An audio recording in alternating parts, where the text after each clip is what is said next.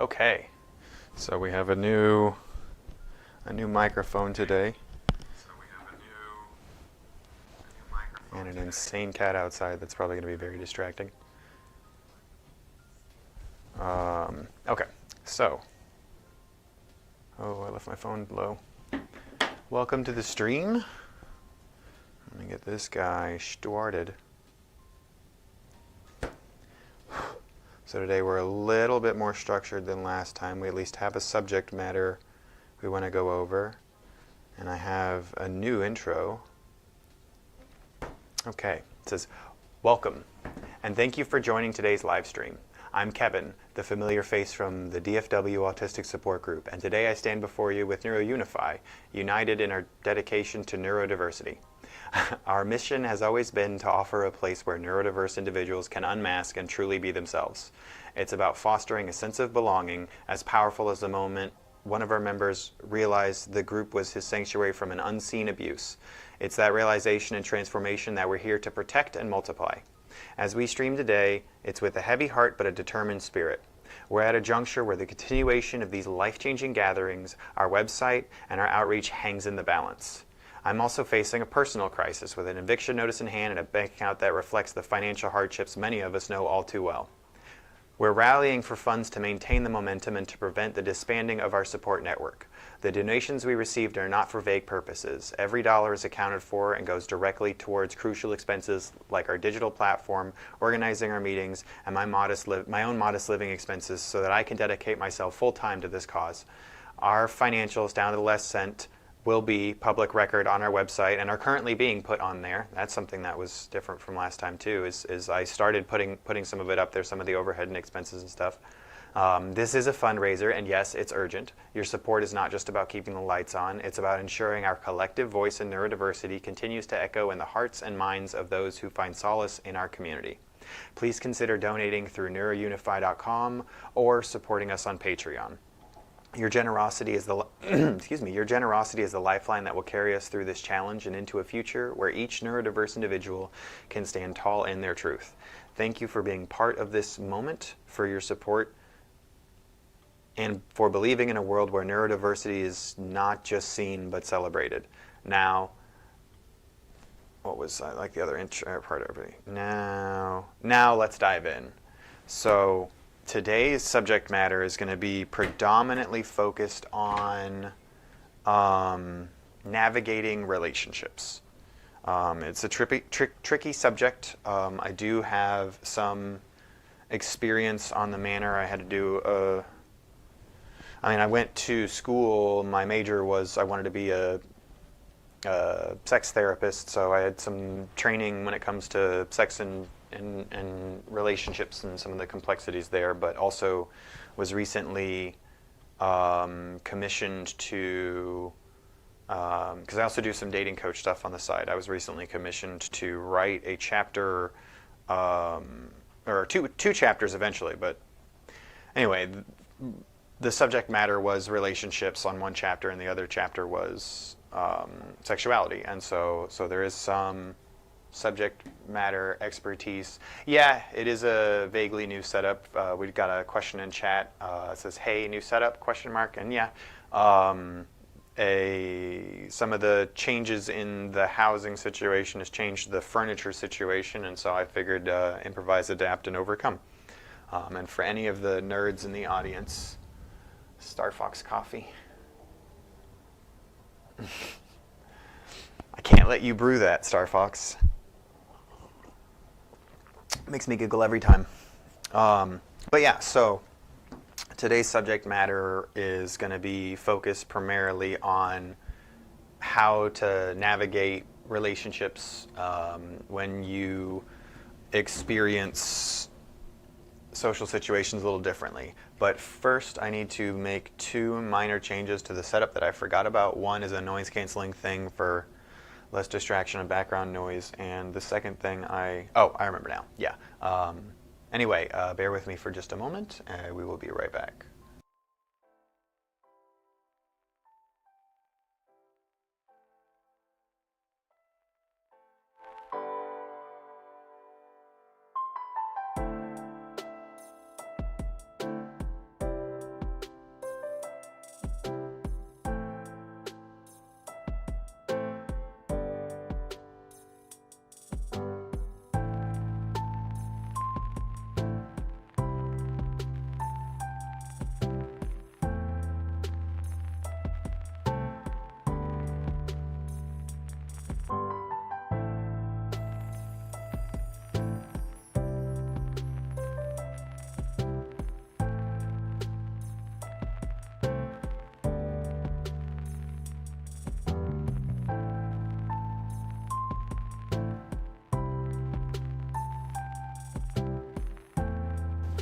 Okay, we are back. And let me see here. Let me get the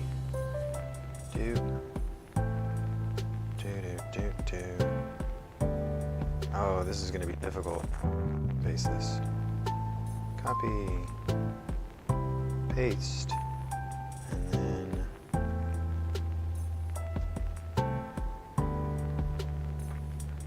I'm going to go ahead and paste this in. So this is going to be from the Twitch chat, because I think this is a pretty good place to start. So, oh, and that reminds me also, hang on, I need to set somebody else as an admin on this real quick. What? There we go.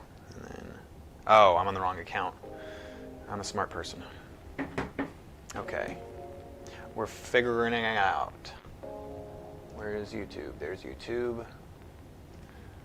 There's a little bit of admin work I forgot to do. We have just started using YouTube, and I remembered that probably important to set up. We have just started using YouTube. Probably important to set up a moderator, and so remember that as moderator. Probably important to set up. Managing moderator. Set up moderator. There we go. Perfect. Okay. So the first question that we have is, how can individuals on the autism spectrum manage the potential overwhelm of dating environments? And that is a pretty good question. There's a lot of different aspects of it that are very stressful.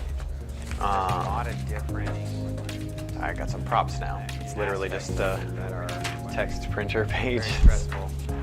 But figure I can keep my hands busy. Oh, is this? Literally just pick that up on the. That picks that up on the microphone page. Okay. Well then. Keep my hands busy. So, are you? Pick that up on the. That picks that up on the microphone. Maybe another stream. Are you still playing it in YouTube and in Twitch? Are you because playing it in YouTube and in Twitch? A chance you might have two streams open. Got a question that says, oh, I forgot. Yeah, y'all can see the chance you might have two streams open. The chat. Can you? Yeah, it's top bottom. Okay. Oh, I forgot. Yeah, y'all can see that. Chance you might have two streams open. If we're having issues with Twitch, that's important enough. Oh, what the heck? Oh! We're having issues with Twitch. That's where is it? There it is. What the heck? Get out of here, you. Oh man, is Charity typoed? Did I just see Charity CH? I did. Charity stream. Oh my goodness. Okay, hang on, I gotta fix that. Jeez Louise. Okay. Charity stream.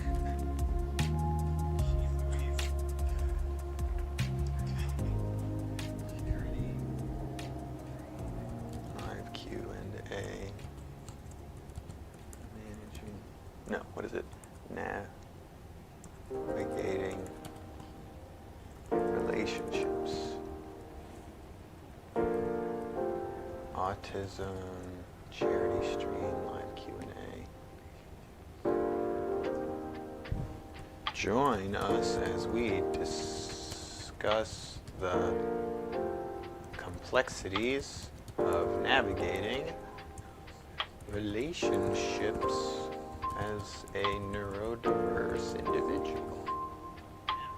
And it doesn't know that word. Okay, did I spell it right this time? Autism charity stream, live Q&A, navigating relationships. Perfect. Update all. Okay, good times, good times. Yeah, no, Andres Junior. The issue you were hearing was I opened the stream in the background to give you mod rights on YouTube, and I left the stream open. So, yeah, to go back to the question, the first question, how can individuals on the autism spectrum manage the potential overwhelm of dating environments? I'm not sure if the question, oh no, it's flipping in the background over here now. Okay, I hear myself talking. So, it's going to be sort of different advice depending on where you're approaching your relationship from. The advice I would give to a cishet autistic male versus the advice I would give to like a trans lesbian or something like that are going to be significantly different.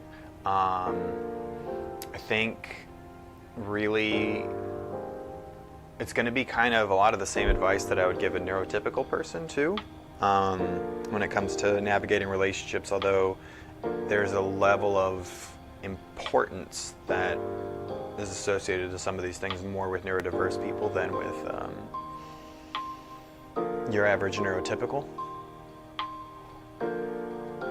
And so, like, one of the examples that I would go into first and foremost is communication, right?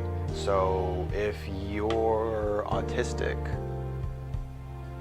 your version of communication looks different than a neurotypical. It'll look different than a neurodivergent person who's been raised neurotypical. It'll look different than, it'll look different than everyone's, but the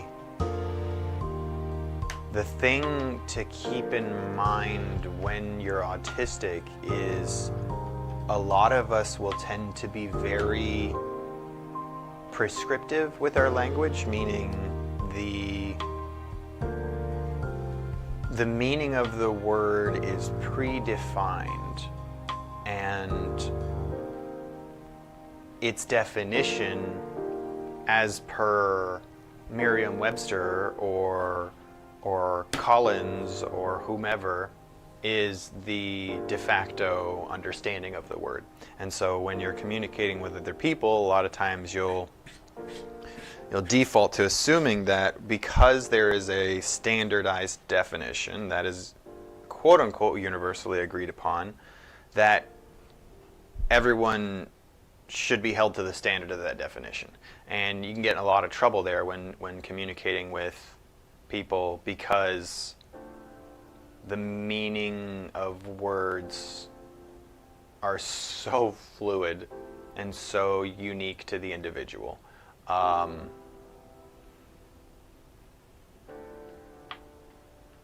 It's gonna require that you have if you intend on holding another person to the definition of the words that you're using, then you need to have a very clear definition, and you need to speak about that in advance of using the word. That's so many arguments take forever to resolve because it takes forever for the people to realize they're arguing about the same words, but they mean two completely different things.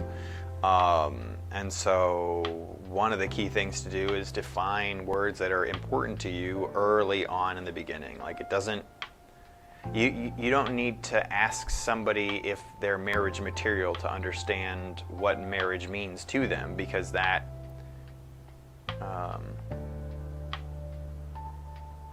a good question. Yeah, we'll go over that in a moment. Got another good question in the chat, but and actually that kind of overlaps with this question a little bit, because it boils down to communication and making sure both you and the other person that you're trying to communicate with are discussing things in good faith. It's oftentimes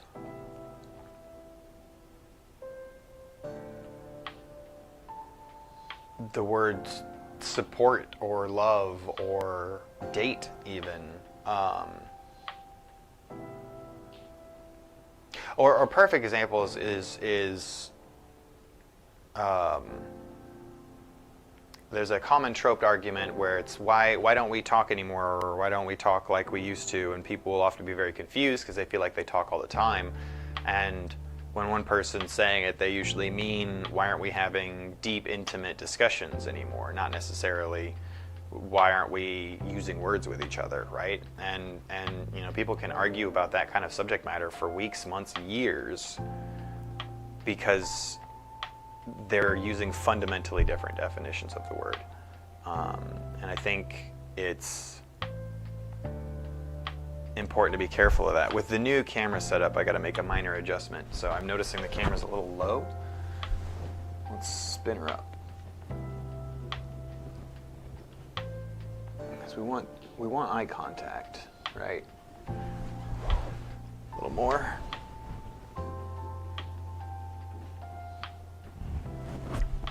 How's that? Oh, that moved stuff. That's fun. Oh, that's not what I wanted to move. Give me the video. There we go. There. Oh, we lost some of the... Let me make a minor adjustment. We're growing together. Hooray. Perfect. I got another message. Now there's a tilt. That's fun. Let's see if I can get rid of that. There we go. Head on. Perfect. Oh, it's because the table's... Well, we'll get there. We'll get there. Baby steps. Okay. So first we'll do this. And then now I gotta move this background down a little bit because I just noticed that got wonky. Boobity boop, boobity boop. Perfecto there. And then I think we want to move this down there and that up there.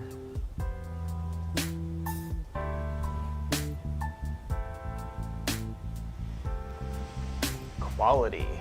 I know most of you would prefer to see this done afterwards, but I still think there's value in showing the process to people. Showing the growth and development, difficulty curve. It's not always just about being the best. Boop. That's a little cleaner, right? Okay. So, we're missing some headroom. I'll have to shrink this video a little bit.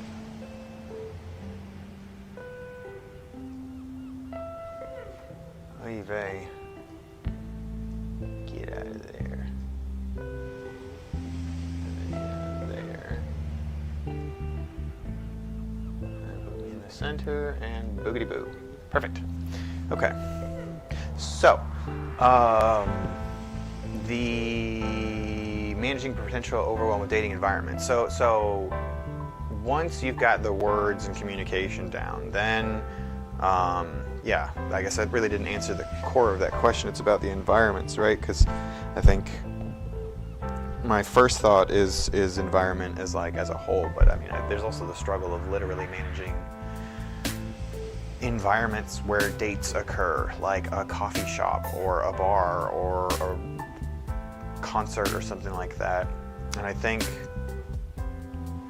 one of the most important things is you shouldn't try to sacrifice your safety and comfort for the chance that you'll be liked by somebody. And so forcing yourself to do a bunch of stuff you don't want to do so that that person doesn't reject you or doesn't think you're boring or doesn't X is not really a good way to go about it. You're going to be a lot more fulfilled. Like it's better to be alone than to be around, or it's better to be alone than to be in a toxic environment, but it's way better to have healthy love than to be alone. So when you're thinking about going out into certain environments, you know, if you start getting stressed thinking about going to a concert because it's too loud or there's too much smells or something like that, then you're gonna want to know that the potential the person, if they're a potential friend or romantic interest or whomever, is going to be sympathetic to your needs and wants. And if you don't give them an opportunity to do that, you're never going to feel like they are, right? So making your needs known early on is scary because it often leads to rejection, but it's usually because it's worth finding out that rejection sooner rather than later, rather than investing a whole bunch of time and energy into the relationship.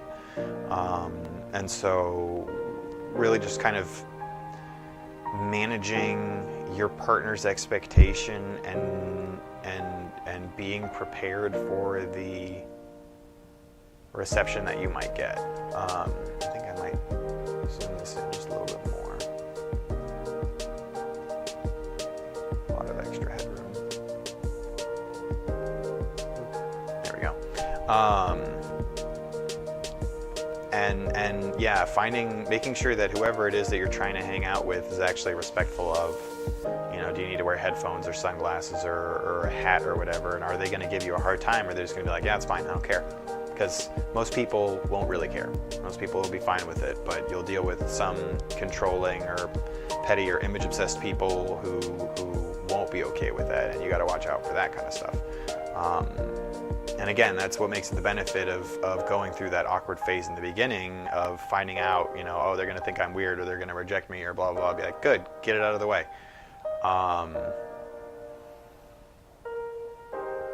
Yeah, it's communication's key in every single relationship. I mean, that's probably going to be the note that gets hit the most often today. I think I may have forgotten to post on. Oh, something I want to bring up is I might try to start doing. I are good at English. Which that last one was so messed up. It was English. But anyway, it's. I'm just gonna post in the announcements. Live on Twitch and YouTube. If y'all wanna join.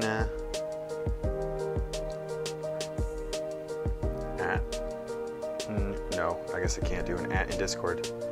Search Neurounify on the platform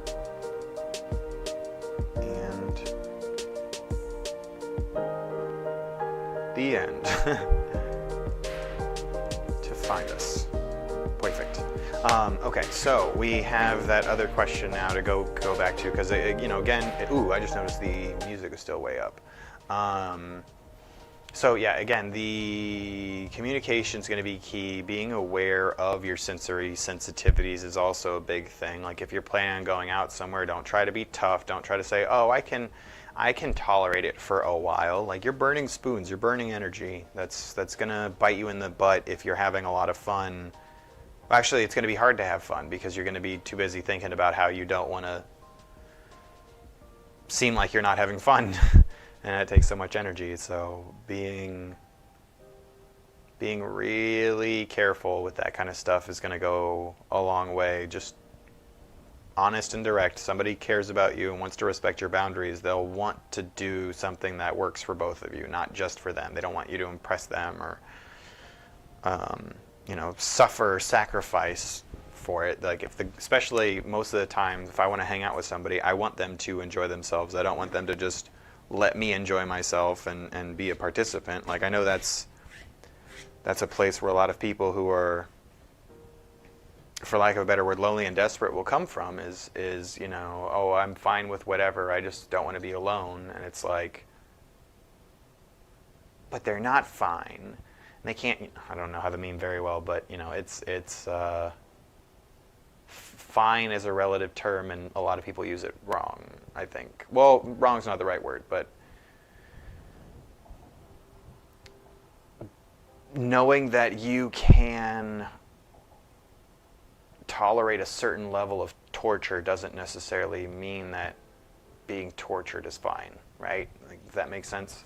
And so in that regard, I think that's a good segue to the other question, which was, what are some effective ways for autistic individuals to communicate their comfort levels to a partner, especially regarding sensory sensitivities? And so we were kind of touching on that a little bit, right? Where, hang on, my knees are starting to get a little wonky.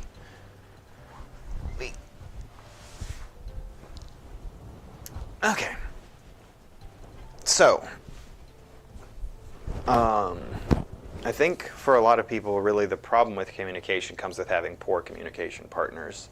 I think that's something to first and foremost consider is if you're interacting with somebody in a context where you're struggling to communicate your comfort levels to a partner because okay, I feel like I might need to turn this down just a little bit. Is this any better? That might be too quiet, actually. What about this? That's too loud again. Wow, there's like no gray area in this little gain setting. But yeah, so the comfort levels, communicating your comfort levels to your partner. Now, if you've made multiple attempts and your problem is they don't seem to care, communication's not going to fix that, right? That person doesn't care. Although, now that I think and say that out loud, I definitely know some people who think that they've been communicating, but aren't necessarily. Oh, hey, I see your chat there. Welcome to the YouTube stream there. Test confirmed. How do I confirm? Confirmed. Good buddy. Boop. But yeah, so communicating your comfort levels to a partner. Now, if you're the type of person who's saying, hey, it's not my favorite thing when you do that, but it's not a big deal. I'm not asking you to change or anything, but like if you could maybe do just a little bit differently or do that'd be cool. But to be clear, it's not, I'm not trying to make any waves. I'm not trying to say, I want you to be yourself, blah, blah, blah. Like, that's not really communicating. That's, in that case, if you feel like you've done that a million times and your partner or friend or whoever doesn't understand, that's still kind of, that's a communication issue. But if you're not dealing with that situation, then you want to be careful about whether or not that other person is actually interested in being sensitive to your comfort levels, right? And it's not your job to convince somebody to care about how you feel. They do or they don't. And if they don't, it's probably ideal for you to find somebody who does.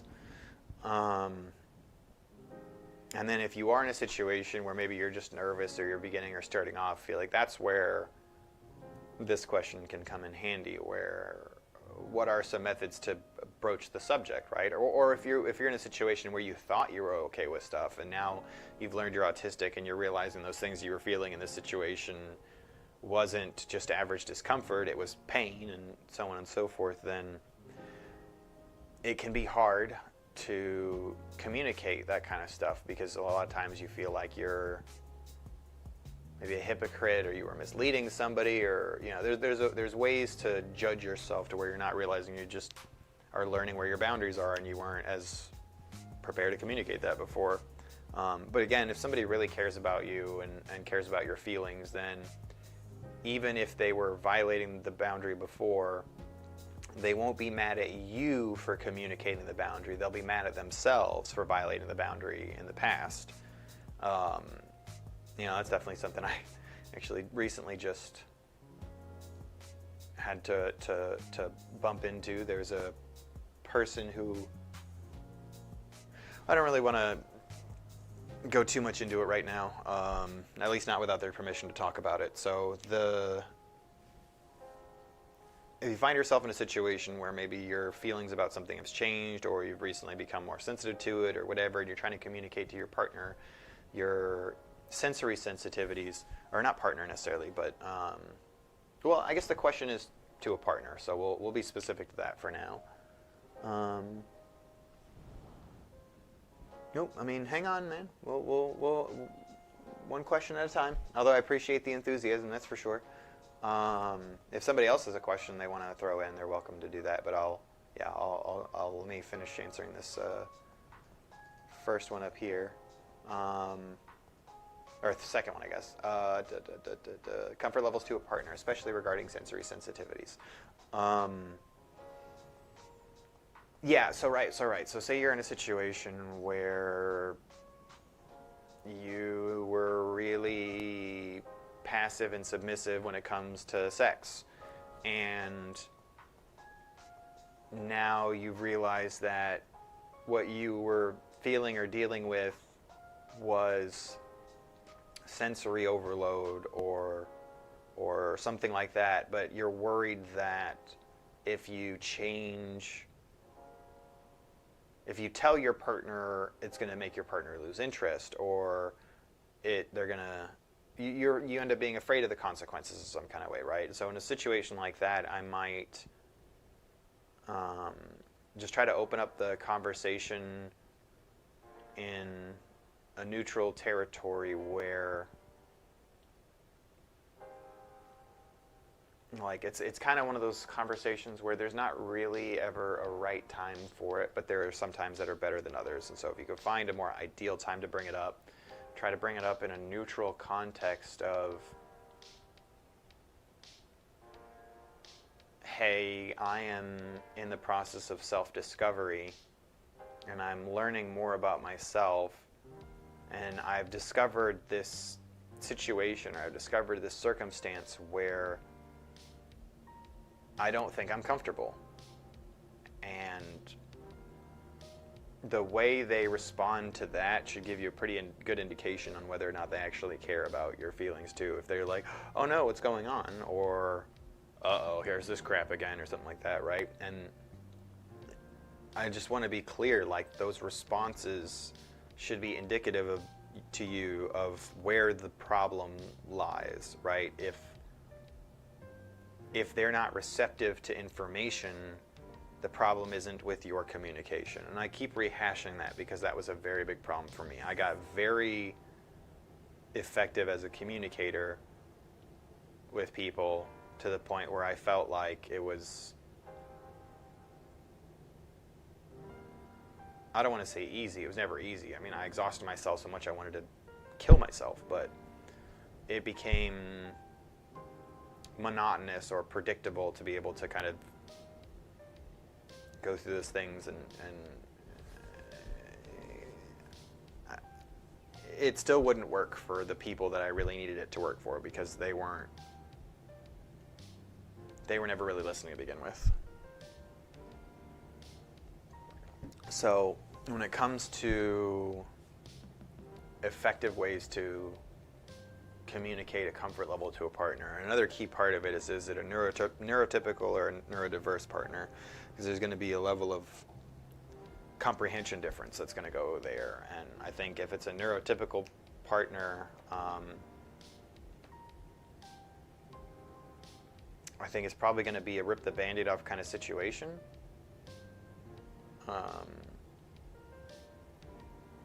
No. It's tough. There's going to be so many nuances and caveats to all these kind of questions, and I really want to be careful in how I answer them. And I think communication relies so heavily on the two people involved that there's not really going to be black and white advice. So really,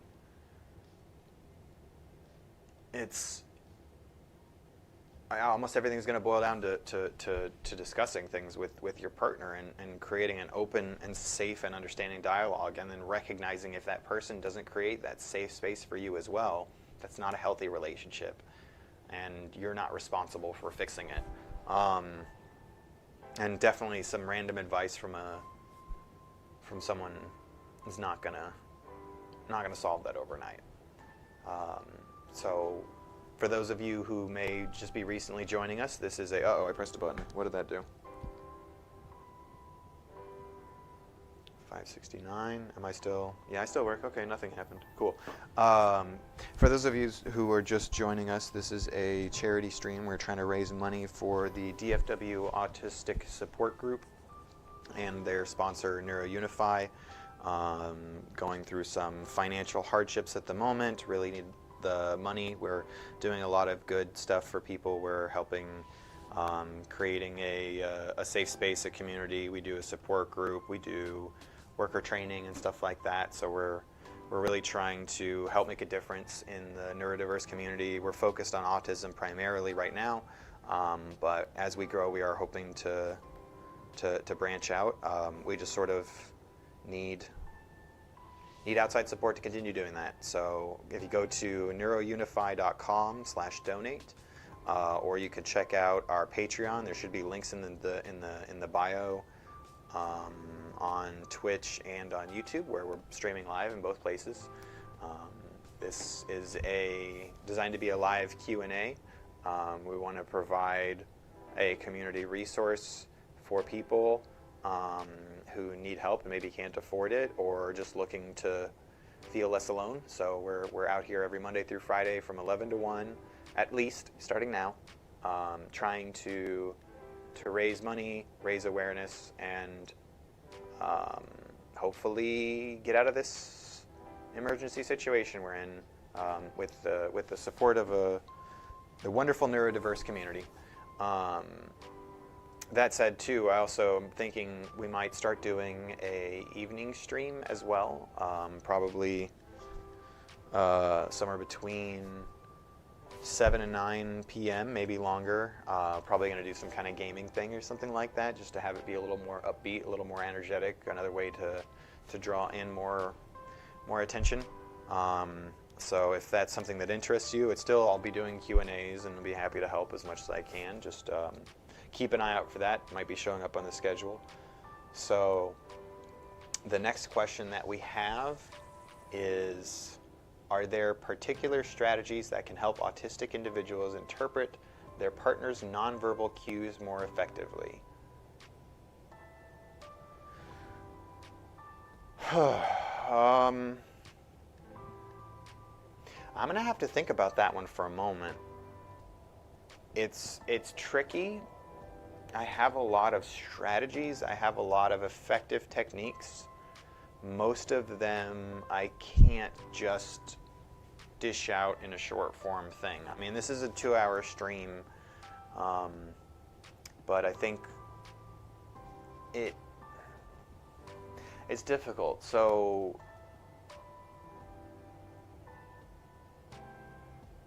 I think what I would recommend more than anything is, if you're trying to read another person's excuse me, a second. If you're trying to read another person's nonverbal cues, one of the most important things that you have to remember, like top most important things, is how their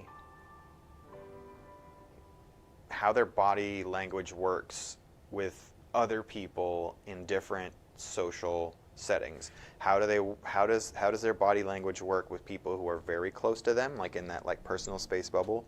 How does it work with people who are friends? How does it work with acquaintances? How does it work with people that they like?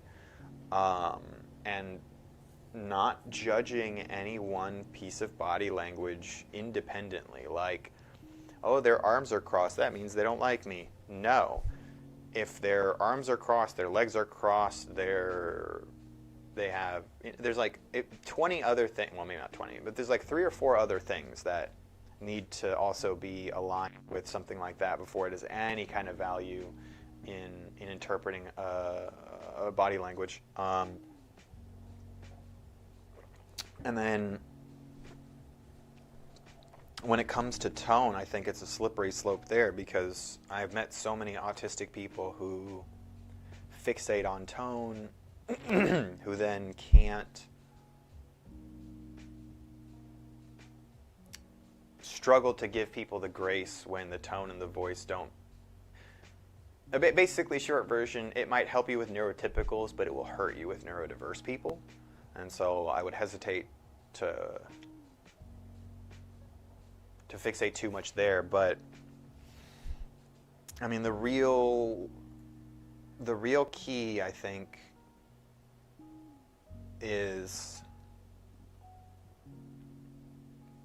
I got a bunch of messages. Let me make sure nothing's critical or important.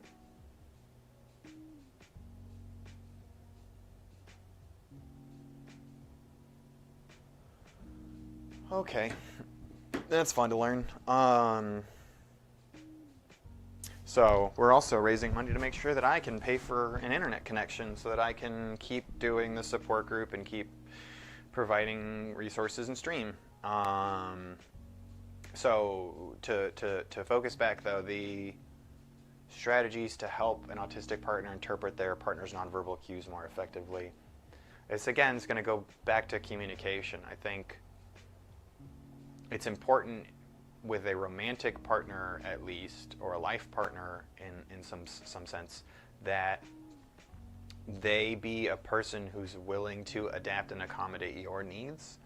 And the nonverbal cues stuff, I think, goes into that category where it's important to recognize that the autistic person is not the one responsible for making all the social adjustments.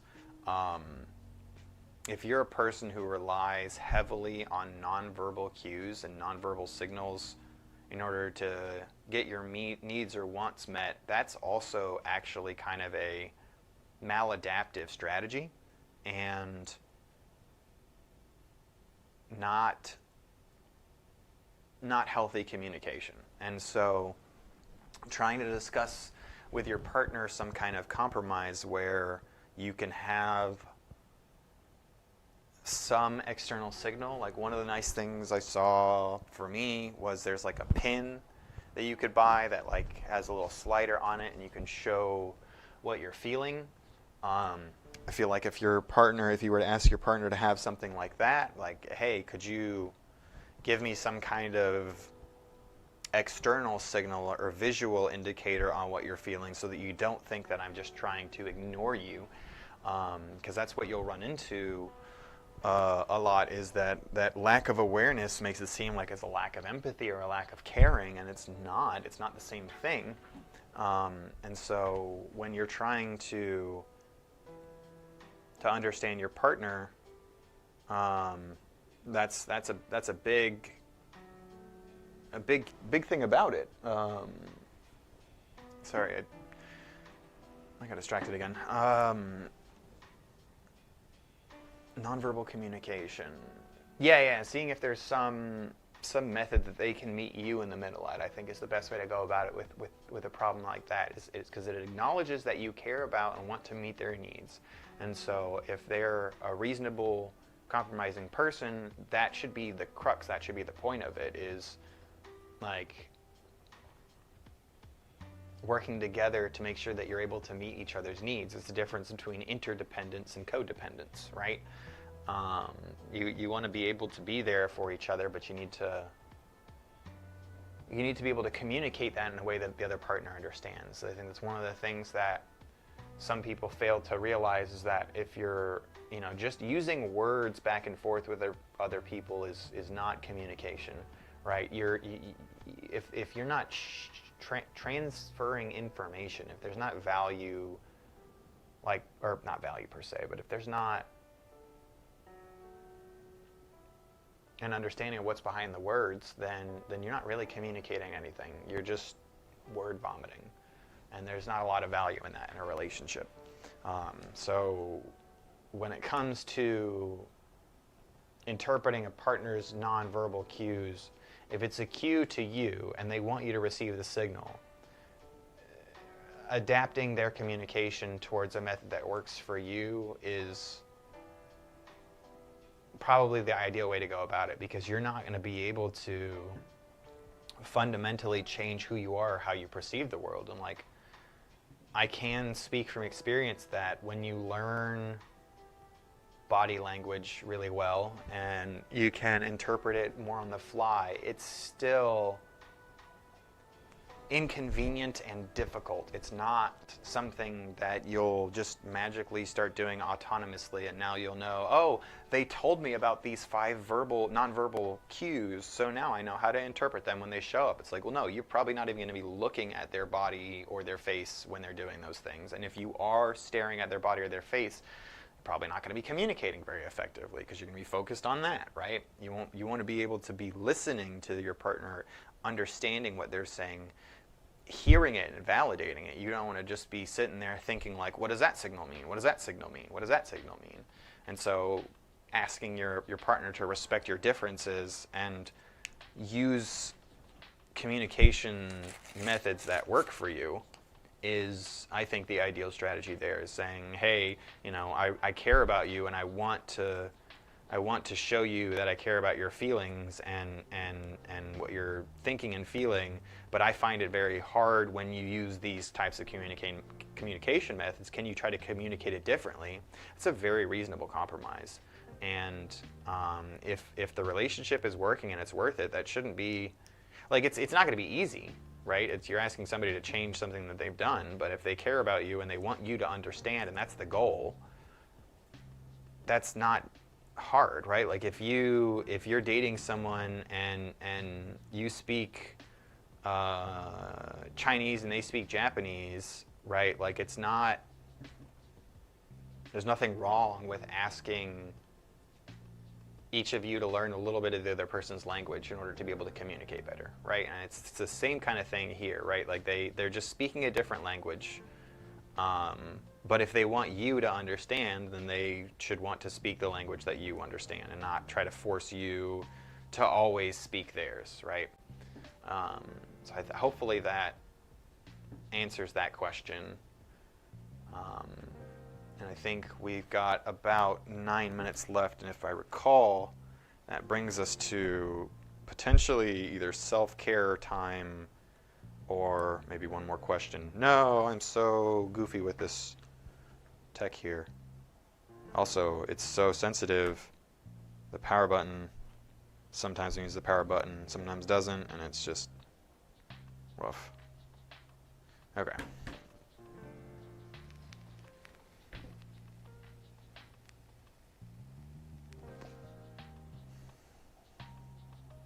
Okay, sorry, here we go. So we've got schedule ideas refined. We are at, oh yeah, the segment thingies. What the issue is, navigating, oh, I forgot to go into the detailing issue stuff. We'll do that after the intermission. Okay. How do you, blah, blah, blah, blah. Where is it? Where are you? There we go. Okay. So, specific topic, how do you find that issue? Q&A, self-care advice / mindfulness, right before the information. 5 minutes.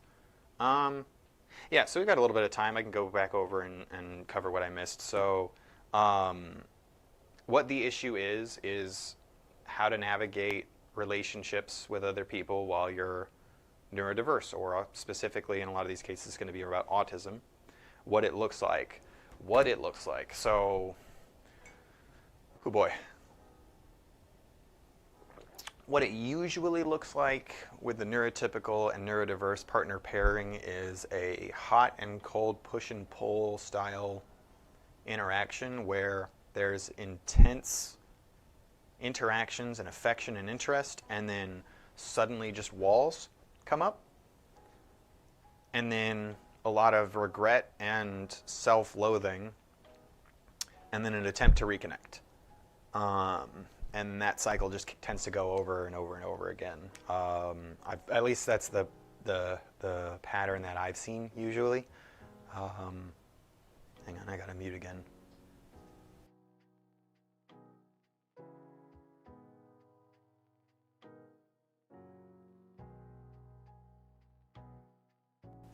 Okie dokie. Come on, brain. Oh yeah, what it looks like. Yeah, so usually that's what that kind of communication looks like, is navigating. It doesn't work very well. It becomes very confusing and very alienating for for both people, because I really liked them and now I want to be alone. I want to spend time with them. And the other person's like, I thought they really liked me. Why don't they want to spend time with me anymore? And it's like, well, it's not they don't want to spend time with you. It's they don't want to spend time with anybody. You used up all your energy and all your spoons. You didn't budget them effectively. Now you have only one way to really reinforce your boundary, and that's isolation. So that's what managing usually looks like. Now, healthy managing looks like,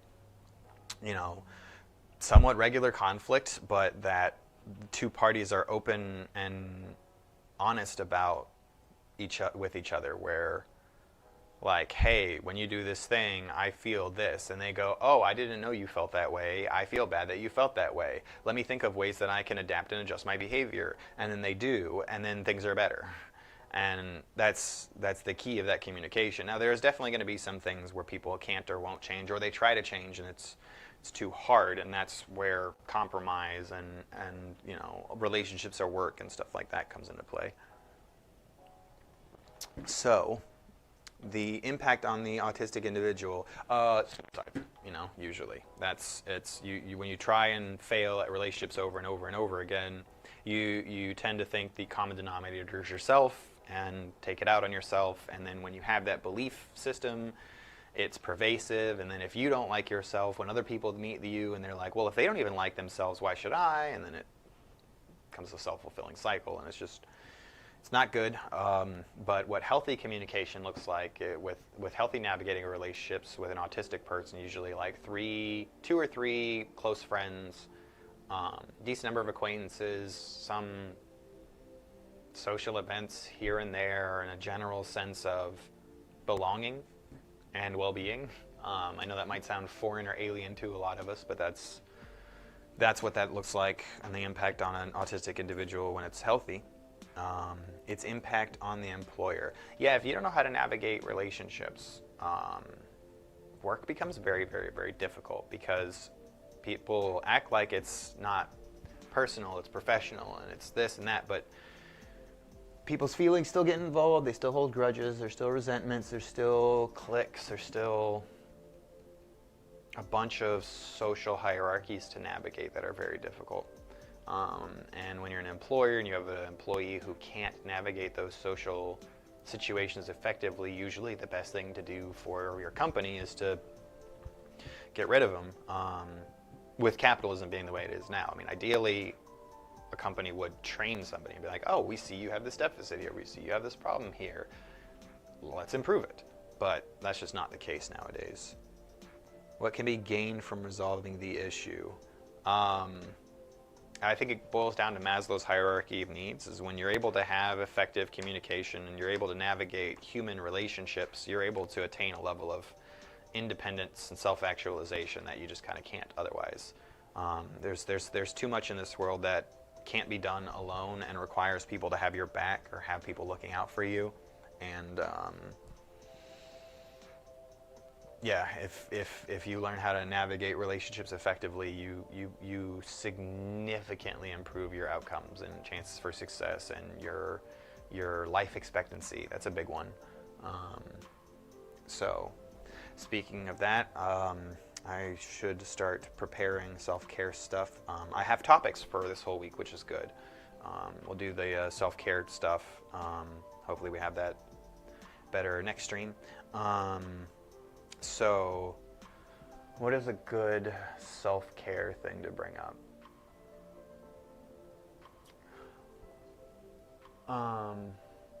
Something most adults don't know is you have to schedule fun. Actually, I really can't go too much into that because that's kind of the whole crux of it, and it's kind of self-explanatory. Like, you can't just be like, oh, I'll have fun when I have some time off in 6 weeks. Oh, shoot, I've got all these errands. I'll have fun after I have the errands. I'll have fun after I'm done with this thing. Or, like, it can't be a afterthought. It has to be like, I need to make sure I schedule some fun for this weekend. Because otherwise you just won't do it, and then you'll pay for it as you go through your life. But actually, I mean, I guess we're pretty much on time with that one, so that might work. Yeah, is make sure that you're scheduling fun. and that you're not ruining your fun by putting too much pressure on yourself in those moments. That was the thing that I did a lot, where I'd be like, no, we have to play Rock Band at this time every day for at least this long, and we got to do it this way, and we've got to practice vocal warm-ups. We've got like I turned it into work, a rigid exercise, and it made it not self-care anymore. It made it effort. It made it a job. So schedule fun and make sure you keep it fun. Don't ruin it. Like, if you want to just watch dumb, crappy TV for 2 hours, if that's fun for you, do it. Productivity is not the end-all, be-all. Don't let that ruin your life. So that being said, we're about to go to our intermission, and so we will be back in about 10 minutes.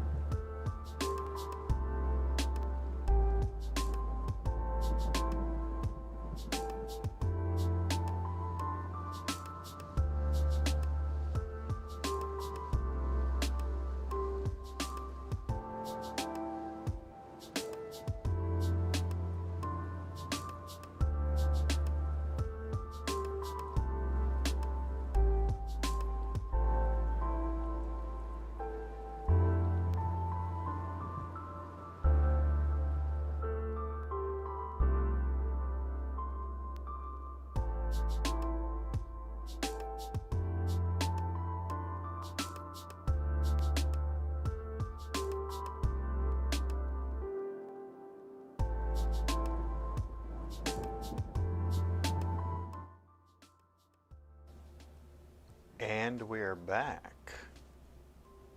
How do I sound? And we're back. How do I sound? I sound alright.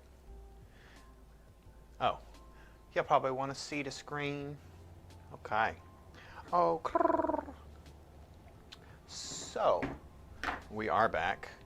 We are talking about saving the Dallas-Fort Worth Autism Support Group and NeuroUnify, a voice a voice for the voiceless, I guess is one way to word it. Those of you who've been paying attention may notice my jacket is a little different. I realized black on black, a great look. So yeah, anyway, we're here trying to raise money for a good cause. We're trying to, part of it is trying to help make sure that, I guess, NeuroUnify can afford to pay for staffing full-time and to expand, or not expand per se, but to shift into focusing on community service and like focusing basically all the good work that we've already been doing. We want to focus all our attention and efforts on what's already working. And so in order to do that at scale, we're trying to raise money. It is an emergency kind of thing, so I'm going to be here every day for at least a couple hours every day trying to raise money for a good cause, for a good group, for a good situation that means a lot to me. So today the stream is focused on managing relationships. So today we're primarily going to be focusing on what it's like to be neurodiverse or be autistic, or any type of neurodiversity. But most of my familiarity is with autism, just personally and professionally. But the question and answer is open to anyone who pops in and has anything they want to ask about or anything they want to say. This is an open Q&A. So if there's any new questions, let me check. I think I probably should have put something in my notes before, but I didn't, but that's okay. And I don't have Teams signed in on here, do I? No, I don't. Do I have it here?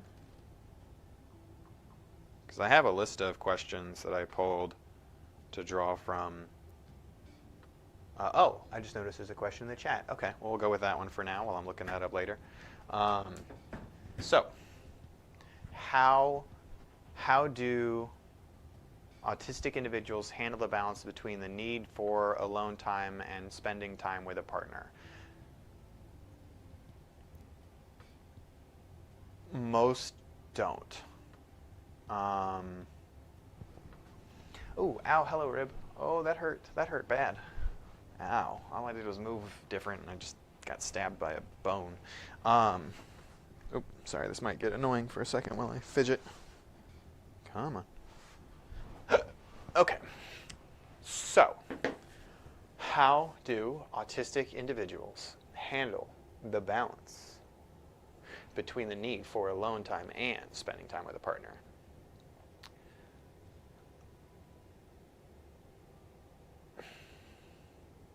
It's really dependent on the partner. It's one of the reasons I talk so much about rejection being a good thing early on and why it's not necessarily something to be afraid of, because it serves you well later. So most of my positive experiences with that subject matter specifically involve that being brought up very early on and both people being okay with it. It's not one of those things that if somebody's not okay with it, you're going to magically convince them to be okay with it later through the power of your love and support and blah, blah, blah. Like,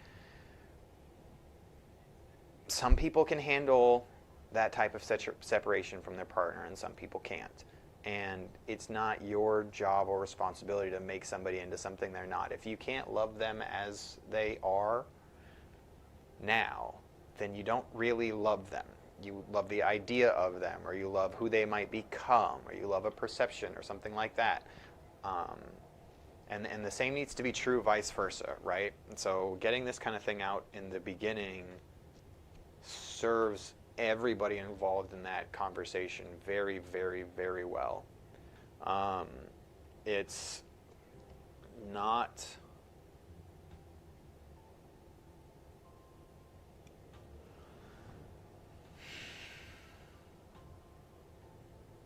something important to keep in mind, though, even if the person is okay with it, or maybe the person's just a little okay with it, but okay enough, is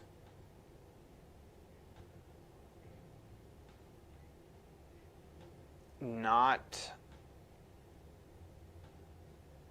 how do I word this? When you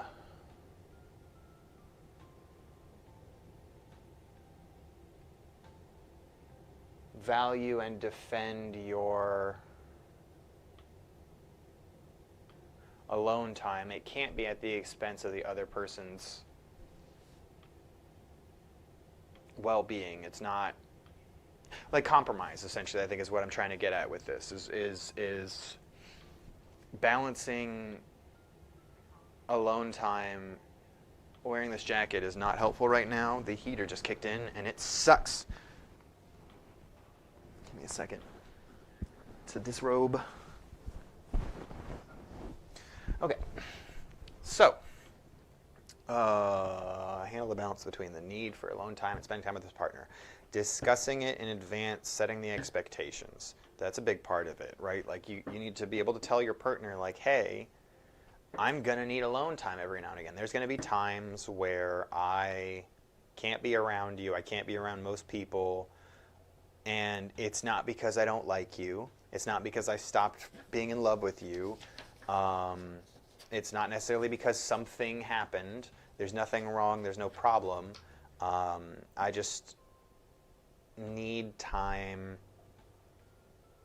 to recover from the amount of energy that it takes me to interact with other people. And even then, I'm flashing back to times where people still take that kind of stuff personally, right? Like, are you saying that it's exhausting being my friend? Like when I'm hanging around you, I don't think about it like that, blah blah blah. And it's like, it's hard not to feel guilty or ashamed when you hear stuff like that, but don't internalize the ableism. You know, it's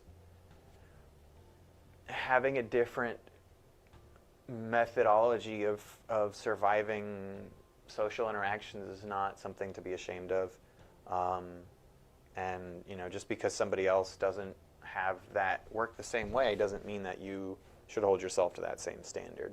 So make sure that you communicate with your partner what that is, and make sure that they are understanding of it and that they can actually handle that type of separation. It's very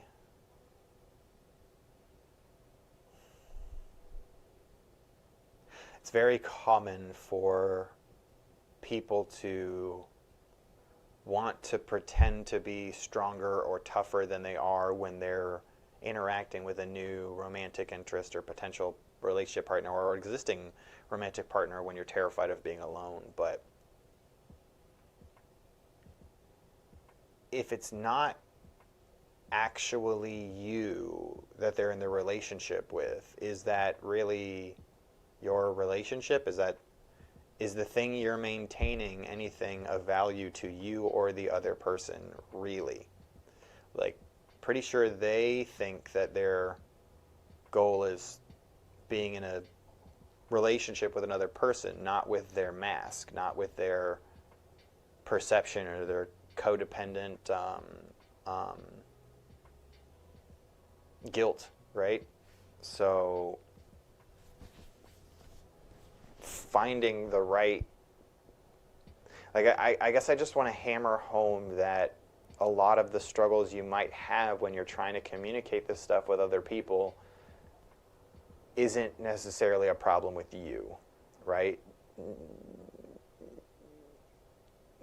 You can't please everybody all the time. You can please some of the people some of the time. And the harder you try to be somebody who fits in with other people, the harder it is going to be for you to be yourself. And you're going to find that being the perfect mask is not only exhausting, but it's also completely unfulfilling. So being upfront and honest and authentic with who you are does lead to more rejection, but it also leads to significantly deeper, more meaningful, and more fulfilling relationships. And I think that's the key thing to take away there is you want to have these discussions with people early on so you can see how they handle it. And you have to know most people aren't going to handle it well. But the good news is it gives you, like, being rejected by that person after 2 days means now you've got all that time that you could have spent fixated on that person to go to the next person, right? And a lot of times it's, a lot of people will be like, oh, but it took me years or months to find this person. It's like, well, good, then you probably are going to benefit from having that extra time, right? Imagine if it was a year and 6 months, or a year and another year, as opposed to a year and a couple weeks. So the earlier you find it out, the better it is for you, the less energy it costs, the less you're going to feel like you're getting burned repeatedly, and the more chances you have to find that person who actually likes or values that. Because there's plenty of other people who are going to hear, I need my alone time, be like, oh, thank goodness. Thank goodness, because so do I. Sorry, weirdly, I think the light reflected off the camera lens in a weird way, and it looked like it blinked, and that just creeped me out. Let me just check something in the chat here real quick. There's something else I want to do just so that we don't see the same thing over and over again. Is it? Oh my goodness, that's annoying. Okay, so I copy, I paste, and then I go, where are we at?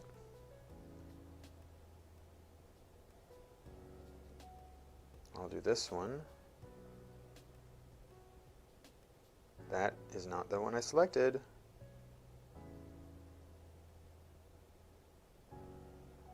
Boop. And then I do this, and I do this. Is that? Boop. Oh. I wonder if that'll show up. Oh, it does. Nice. Okay. Well, I pasted in the chat just so that it could stay on screen. So it's how might the need for routine and predictability in autistic individuals be accommodated within a relationship?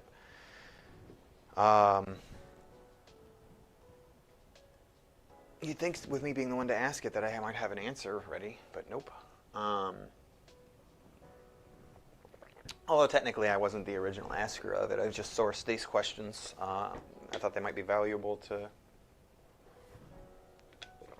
help source the dialogue, but just as a reminder, anybody in chat who has any questions can feel free to jump in at any minute and toss them in, and we'll always be taking that input.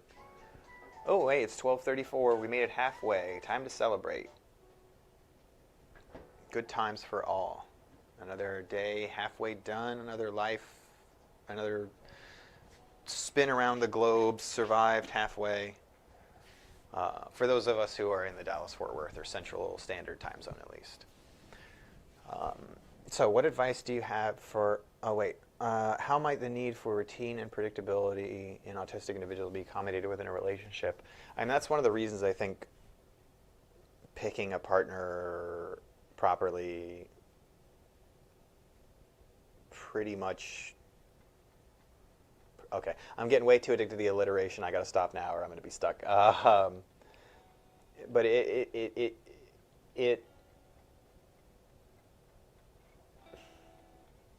it's one of those things where there are certain aspects of a person's personality that can be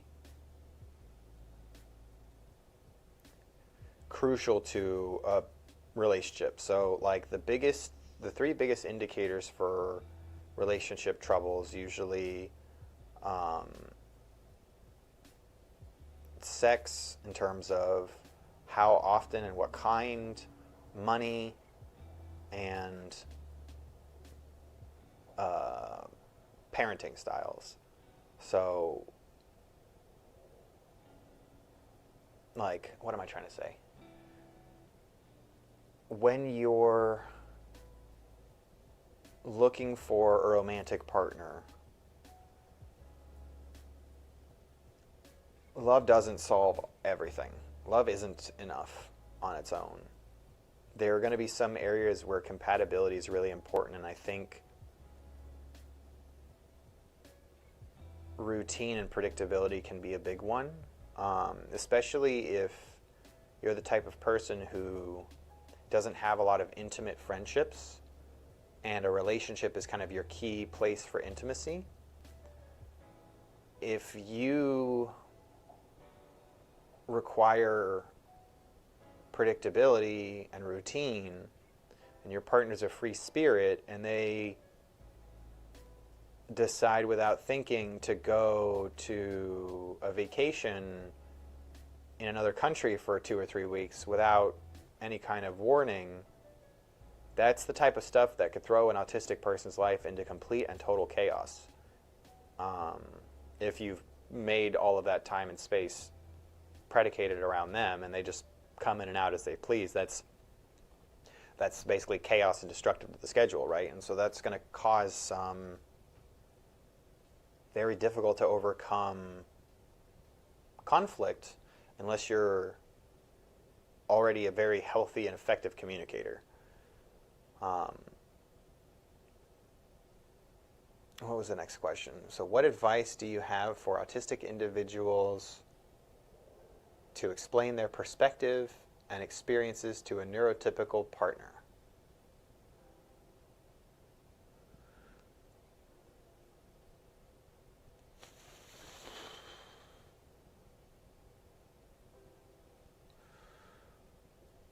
First and foremost would be trust your perspective, trust yourself, trust your own judgment.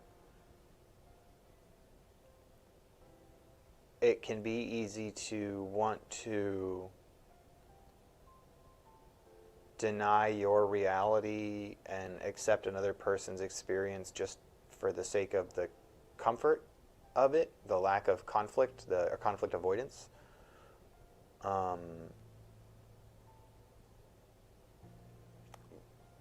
Just from a lifetime of being taught that your feelings are wrong, your reactions are wrong, your thoughts are wrong, and everything about you is wrong, and you should feel bad.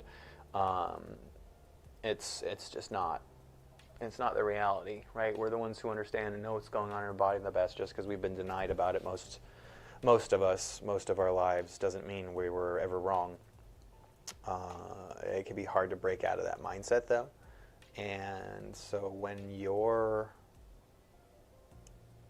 trying to express these things to your partner, I mean, the key thing is it's going to matter how healthy of a partner they are. If they're actually receptive and listening, it's not going to be something that difficult. It's going to be something that they're willing and interested in trying. The difficulties you might experience often come with people with either less relationship experience or a more rigid understanding of what a relationship is supposed to be. And I think you'll find in a lot of contexts for that,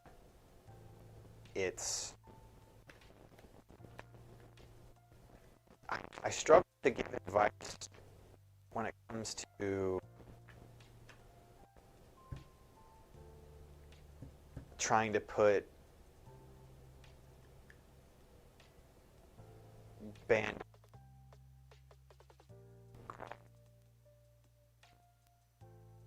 there's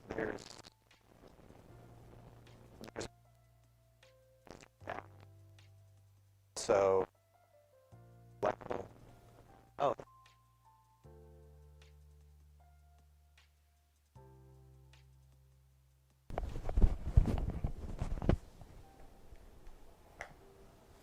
this might help.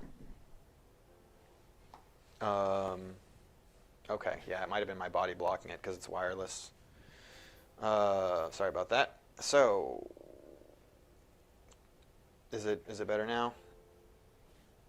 I think there was too much meat in the way of the antenna. Um,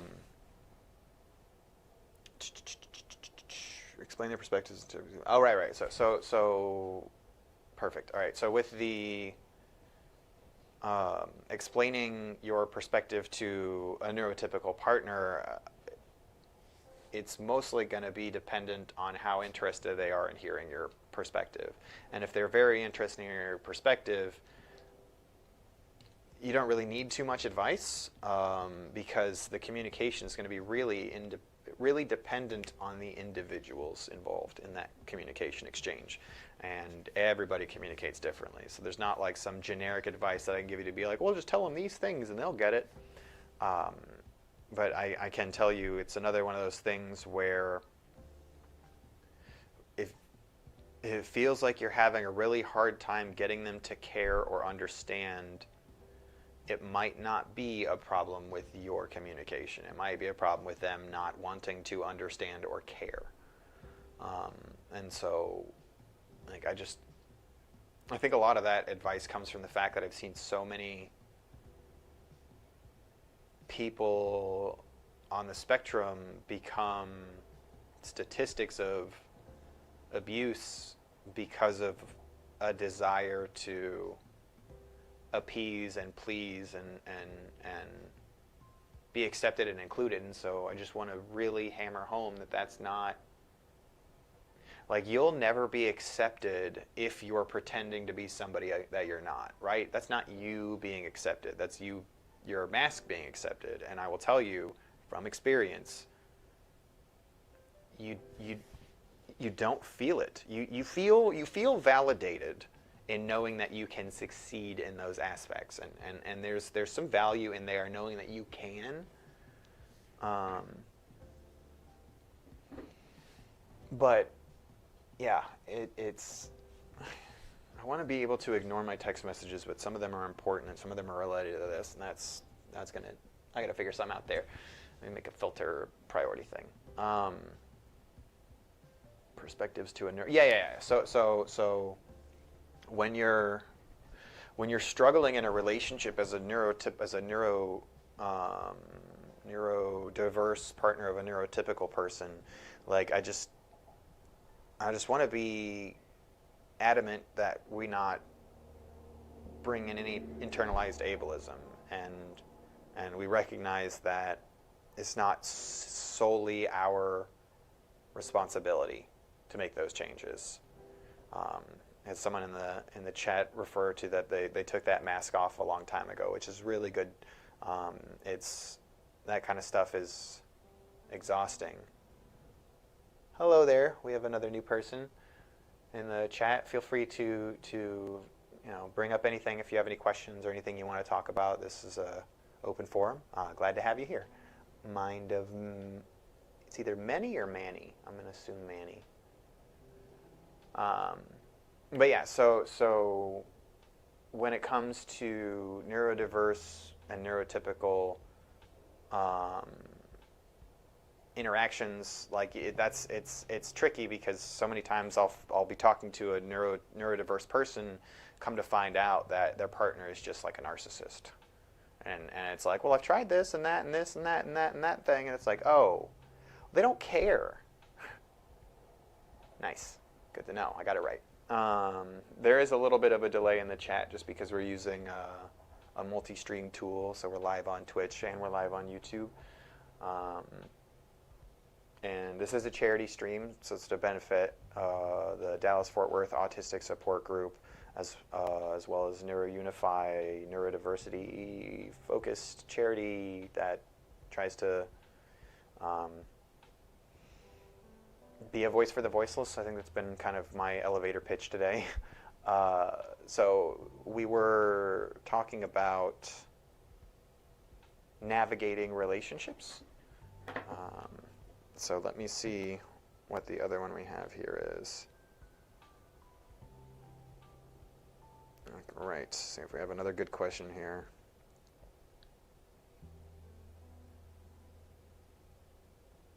Hmm. Some of these are really good questions.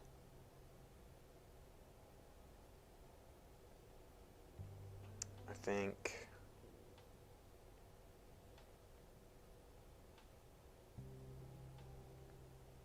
Yeah, I think this one's a good one because I have some personal experience here. So I'm going to post this in, I think, Twitch if I can. A booty boot. Well, thank you. I appreciate your appreciation. So we'll have that. All right, so it's what are some misconceptions neurotypical individuals might have about dating someone on the autism spectrum? So one of my most humiliating dating experiences came from that, and that was when I mentioned, I think it was early on in my diagnosis, so I didn't know a whole lot about it, and I wasn't trying to approach it or communicate it or whatever, but I told this person that I was autistic, and their reaction was shock and terror, and then a fear of being a criminal. Like, one of the biggest things I think people will come up against is thinking that autism is necessarily an intellectual disability.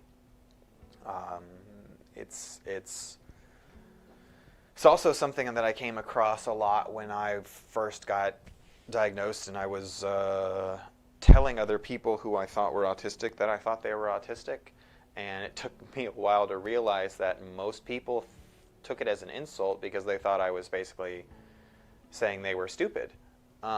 And so that's a big stereotype that we have to run up against with neurotypicals is a lack of nuanced understanding of what neurodiversity is, or that the autism spectrum is a spectrum, and that their cousin's son is not the end-all be-all example of what autism looks like. And so you'll find that there's a lack of education. There's a certain level of awareness, but not of what autism actually is, only of some of the deficits, or just that, you know, when they hear autism, they go, oh, well, we can't bring that kid to the birthday party, or we can't take that person somewhere. It's all kind of exclusionary stuff. And so you want to be aware about, like, it's a key place that people run into problems is like in relationships or in working environments, where somebody hears that phrase and they go, oh, this means they're stupid. And then you have to fight against that. Or like, I've run into that with doctors a lot too. I used to think, oh, I'm going to tell them that I'm autistic, and then they'll understand, oh, we can be technological. Okay, let's see, we've got comment chat. I'm going to have to start crowdfunding for private autism research. My adoptive parents refused the yeah, that one frustrates me when I hear about it. Refused the diagnosis and abused autism out of me and neglected it, so I'm here to learn more. So I wish I could donate, but can't at the moment. Hey, no, that's kind of what we're here for, is I'm trying to create a space where I can help support and educate people for free. And then those who happen to have the funds can hopefully help support that as part of the mission. So if there's any questions or anything you want to know, I've been running, hang on a second. I've been running a support group for a few years, and I've got a pretty decent amount of experience under my belt. I have a very highly lauded therapist who's a very experienced professional and somewhat highly touted amongst other experts in her field, and she has commended me for being one of her more... Well, I guess the context of what I'm saying, there's not really a need to be humble there. She said that I probably know more about it than at least any of her other patients, probably more than most of the other therapists she's worked with. I don't think it's more than her, but that would be, yeah, no, there's no way it's more than her. Well, it's more than her about some things, actually. So she did mention that there's a few things that I taught her that she wasn't aware of. But anyway, point being is I'm here to try to be a community resource for those who don't need it. That's kind of one of the reasons it's in the middle of the day. Is there's a lot of unemployed autistic people out there, and I'd like to reach them and help them see, we've got a Discord, a safe space. There's like at least some community out there for people who feel a little excluded. Go for it. Yeah, that's what we're here for, and I'm going to try to fill the air. I mean, it's really, we're new. I've only been doing it for 2 weeks now, if that. So we're learning and growing. Any feedback, any criticism, constructive, ideally, suggestions. Every stream I'm trying to improve it a little by little to make things better. So feel free to volunteer, anything like that. And then also, if you did want to check out some of the communities that we have, neurounify.com, there's like a communities page. And, well, I mean, I think that's more specific for Dallas-Fort Worth. We have ours, which is at the bottom of the page. So back to the misconceptions neurotypical individuals might have about dating someone on the spectrum. About dating someone on the spectrum. Yeah, okay. I don't know if I noticed that the first time around. But yeah, just that it might be illegal because you might have the brain of an infant or... Nice. Good. That's, yeah. Awesome. Thank you, Snowman. It says, have a wonderful rest of your day. Gonna go. Good luck on the money raising. Take all the luck we can get. So yeah, the neurotypical expectations of autism, I think really the best way to think about it is you're going to deal with autism speaks. You're going to have people who think that you're emotionally unstable, you're volatile, you're angry, you're violent, you're aggressive, you're aloof, you're unempathetic. That one's the one that's the most offensive to me, is the idea that autistic people don't have empathy. And it's like, no, it's hyper empathy. That's one of the reasons that everyone's like, oh, why do you always have to make it about yourself? Well, it's because I feel your feelings stronger than you do. That's why. It's not a choice. I'm not trying to make it about me. It's when you feel your feelings 100% of the time, you don't, it comes part and parcel with it. But that's a lot of what you're going to deal with is going to be the stereotypes and the difficult thing. Like what I've run into the most is when I introduce myself to someone as autistic, I get one of just a handful of responses. It's usually, oh, that's cool, I know so-and-so who's autistic, and then that's nice. Or it's, oh, what's autism? Which is awesome. There's an opportunity for me to be able to educate someone and be a good role model. And the other one is confusion and disgust. Usually it's suddenly they think that they're talking to a mental child, and it's super frustrating and insulting and upsetting, and that's kind of one of the reasons that I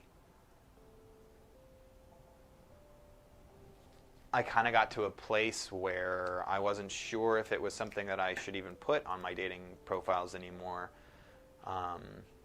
because it created a hurdle that got in the way.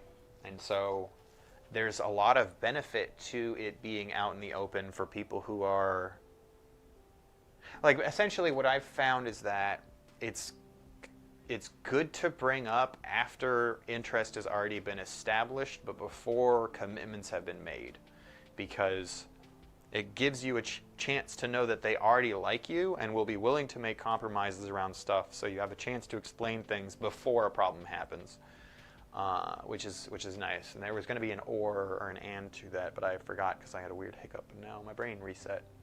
Come on, brain, do your job. Think. Doobly do. Okay, well, let me go back to that other question. Oh yeah, the stereotype stuff.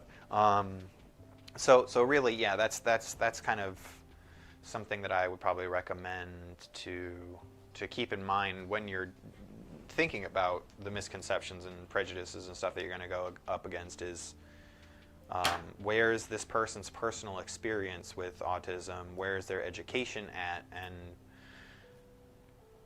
how much do they like you already? Like, is it, because I can't, like, the only situation that I can imagine where telling someone that you're autistic in a romantic partnership context would benefit you is if the other person was also autistic. I could see that being like, oh, awesome, yay.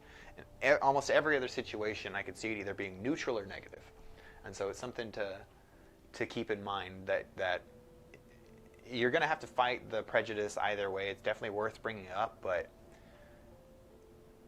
most of the misconceptions are going to be unique to that person's specific experience. And like one of the things that is really helpful that you could do is send them to autism resources, like places where there's communication from us.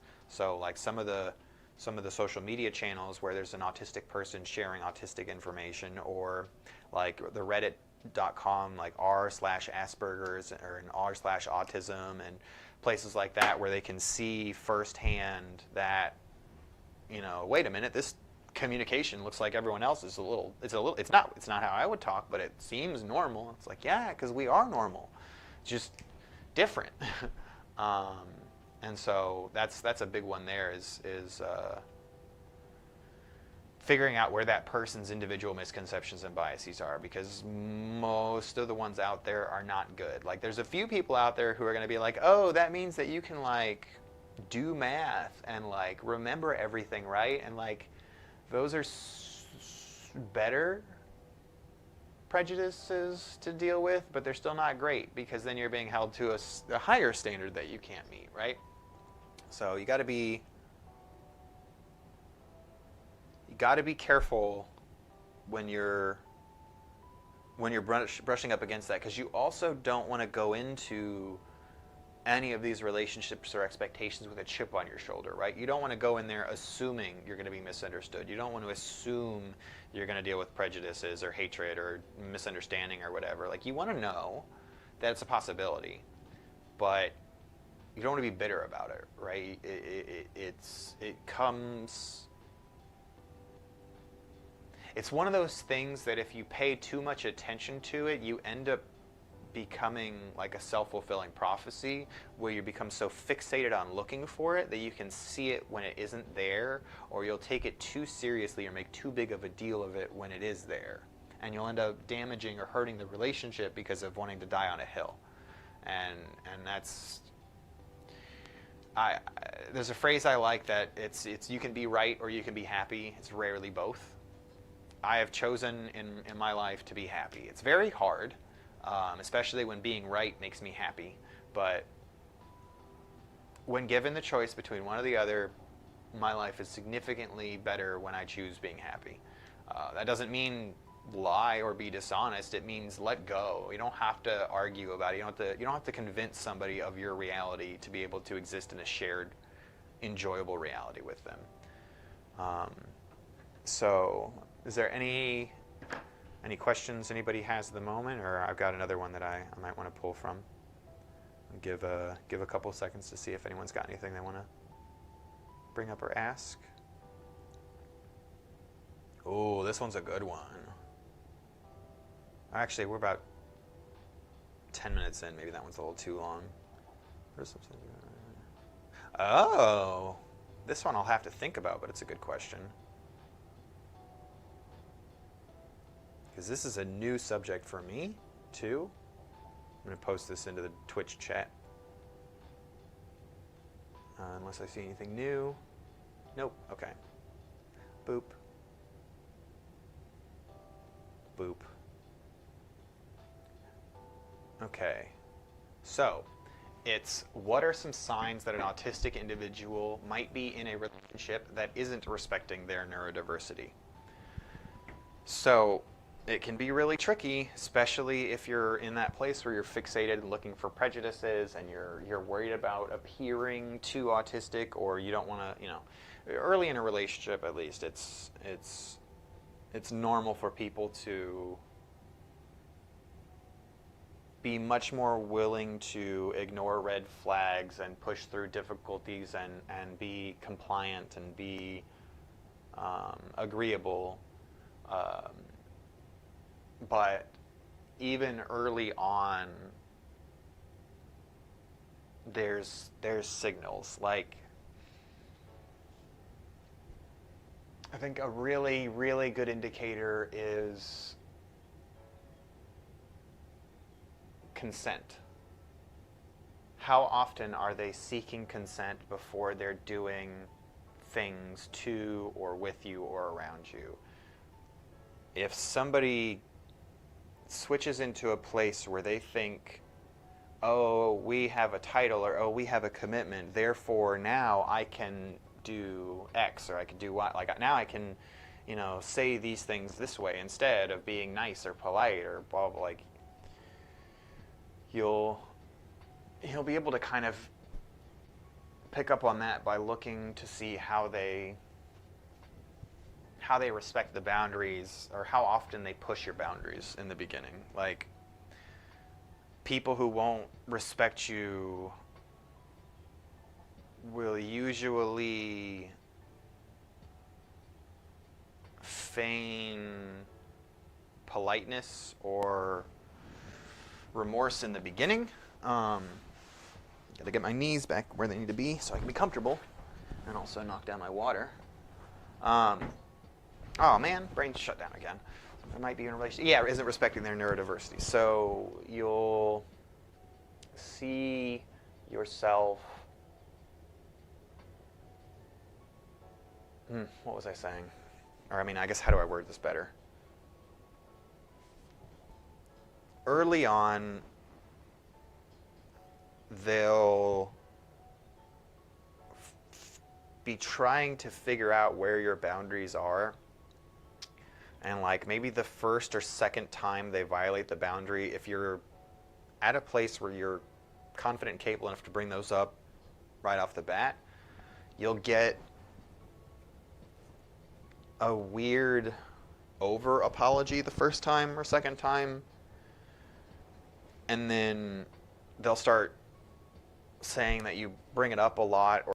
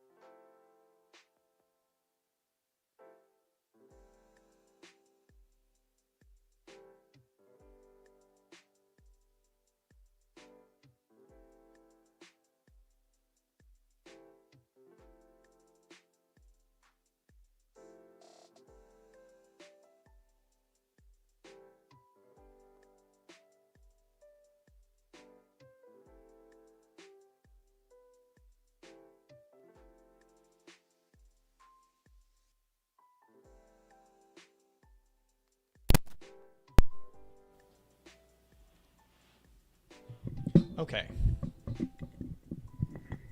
So the battery died.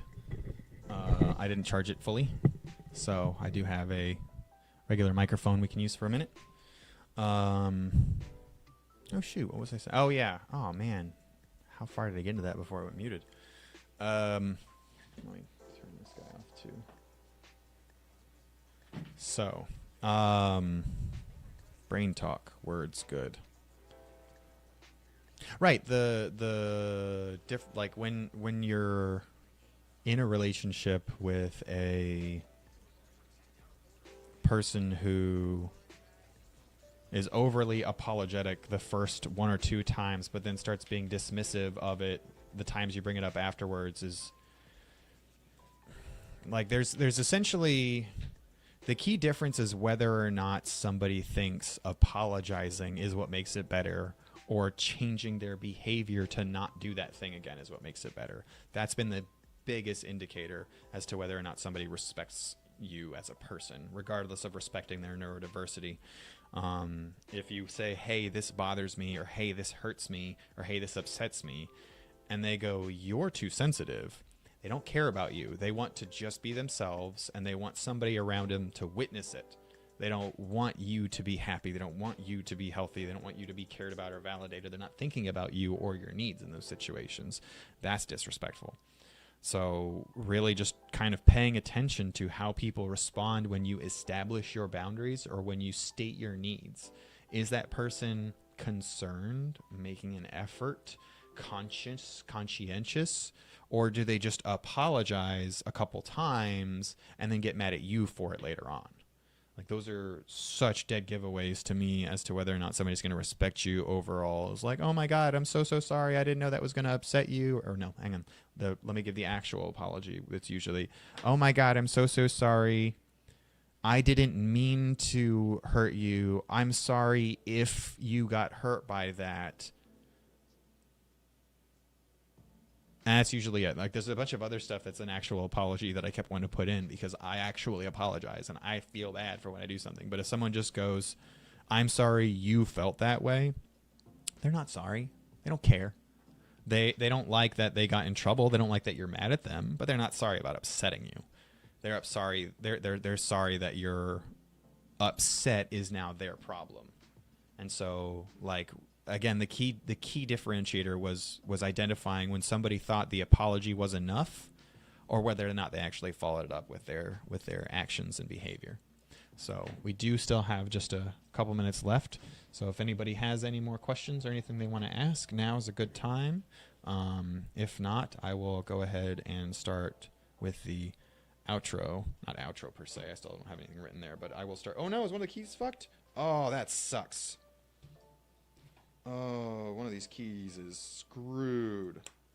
I don't even know how something like that happens.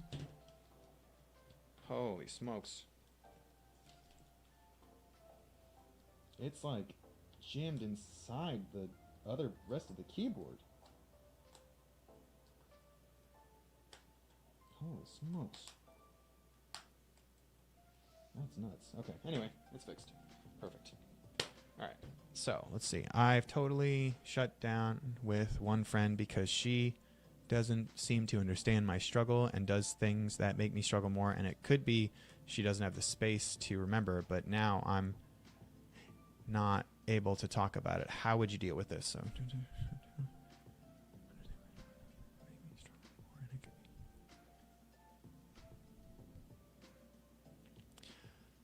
well, I think you're in the right direction with it could be she doesn't have the space. I don't know about the to remember part, but like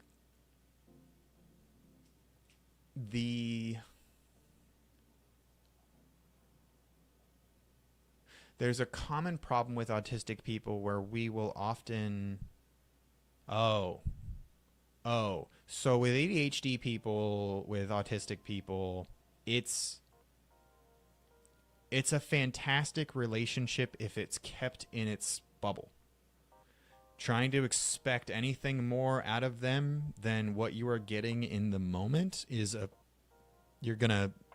no, it doesn't exist. Like, for an ADHD person, now is the only thing that exists. There is no past, there is no future. There is only this moment. And so as an autistic person, that can be really fun when you're having those kind of wild, free-flowing conversations. But if you want to go back to a previous subject or you expect them to remember anything, you're setting yourself up for failure. Like, I feel like the blessing and the curse of ADHD people is that we can kind of follow each other conversationally, not logically though. Right? It's different.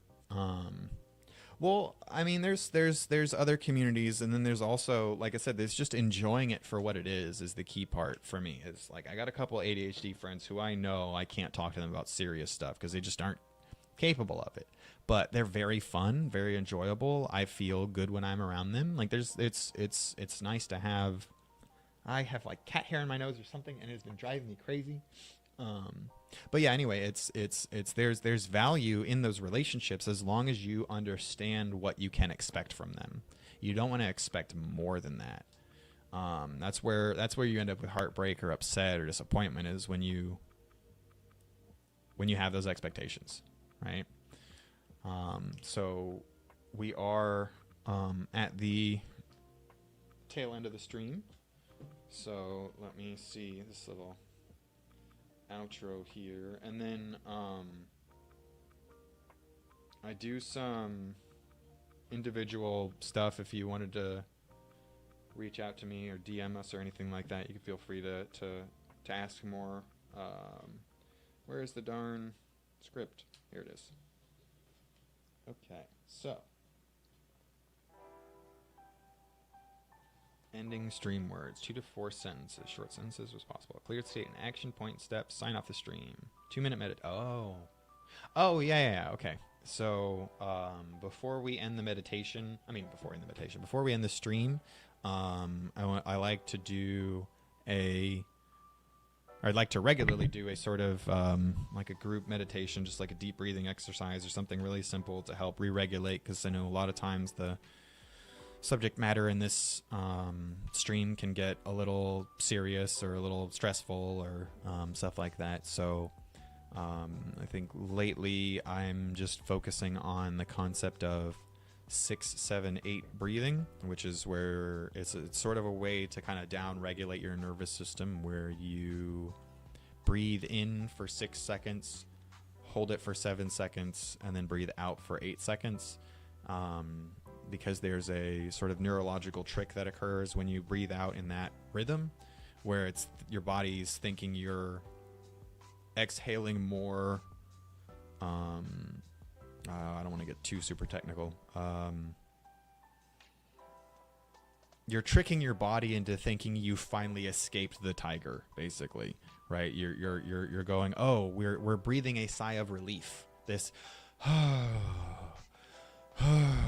that's the sound you make when you're like, oh, thank God that's over, right? And so you're kind of bringing your nervous system at that place of being like, oh, we can cope, we can process now. And so we're going to go through a couple sets of 6, 7, 8 breathing. I'm going to try to count for the first 1 or 2, but I also want to join in doing it myself. So once that's going, we'll kind of have a standard. So you start off by counting, by breathing. First empty your lungs. You want to use your diaphragm if you have that level of muscle control, but you kind of want to just push all the air out, clean out all the dirty air, all the old exhaust fumes and gases that you've got built up in your body, and then breathe in for about 6 seconds and go 1, 2, 3, 4, 5, 6. Hold it for 7 seconds. 1, 2, 3, 4, 5, 6, 7. Exhale for 8 seconds. 1, 2, 3, 4, 5, 6, 7, 8. And then breathe in again for 6 seconds. 1, 2, 3, 4, 5, 6. Hold for 7. 1, 2, 3, 4, 5, 6, 7. Exhale for 8 seconds. 1, 2, 3, 4, 5, 6, 7, 8. Now we'll continue doing that 2 or 3 more times without me counting, so that we can focus on our breaths, and then we'll do a little sign off and we'll call it a day.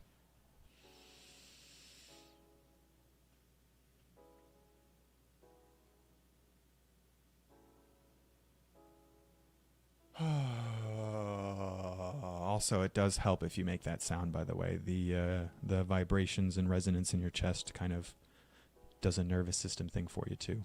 You don't have to, but it does help.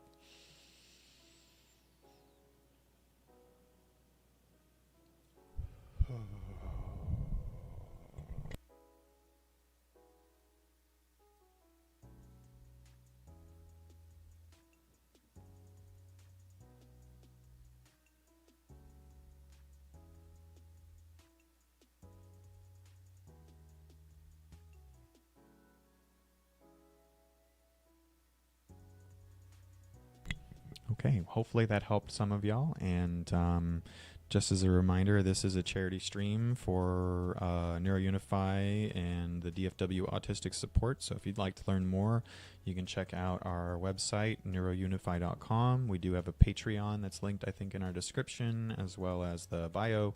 That is the same thing. Oh, right, Twitch and YouTube. And you can also find the link on the website. Anyone who wants to volunteer, there's a volunteer form. For anybody who's interested, we will be here every day from 11 a.m. Central to 1:11 p.m. Central. And we might be looking into adding another time, maybe between 7 and 9 p.m. We look forward to seeing you then. Thank you all. Have a very good rest of your day. And remember to neuro